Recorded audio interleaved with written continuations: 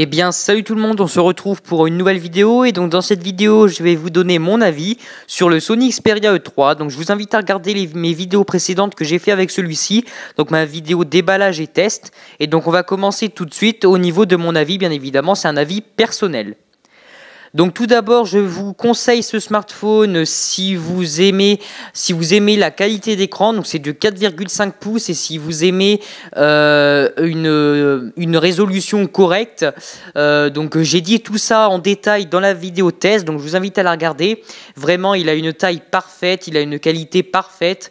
Donc vraiment voilà, si vraiment vous cherchez un smartphone parfait, je vous le conseille.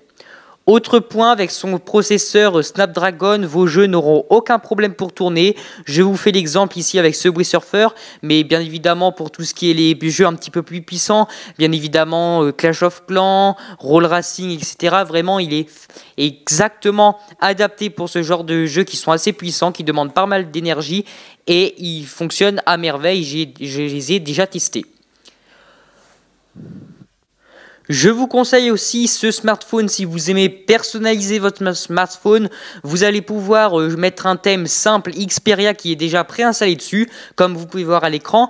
Mais vous allez aussi pouvoir en télécharger plein d'autres, que ce soit des thèmes pour iPhone, des thèmes, n'importe quel thème, directement sur le Play Store que vous allez pouvoir appliquer. Donc si vous aimez le personnaliser, il est fait pour vous. On va donc maintenant passer au point faible de ce smartphone, car oui, il en a. On va commencer tout de suite. Si d'abord vous n'avez pas envie d'acheter une micro SD, même si ça coûte pas cher, hein, c'est vraiment, voilà, je sais qu'il y a des personnes moi qui achètent leur smartphone sans acheter rien d'autre.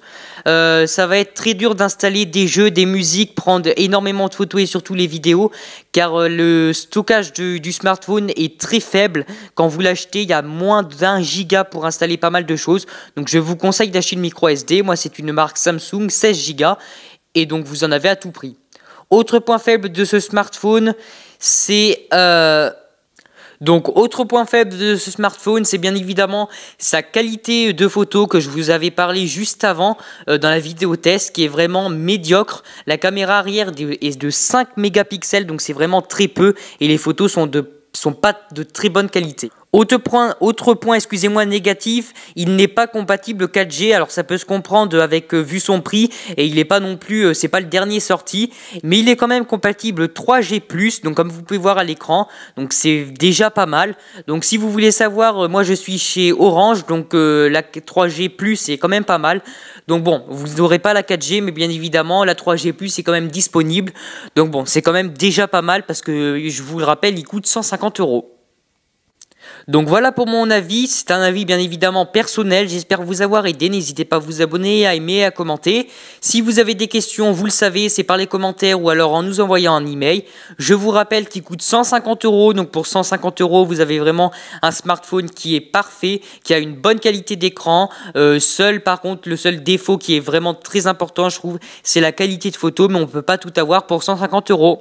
Voilà, allez, je vous dis à très bientôt pour une prochaine vidéo. Allez, salut et surtout abonnez-vous.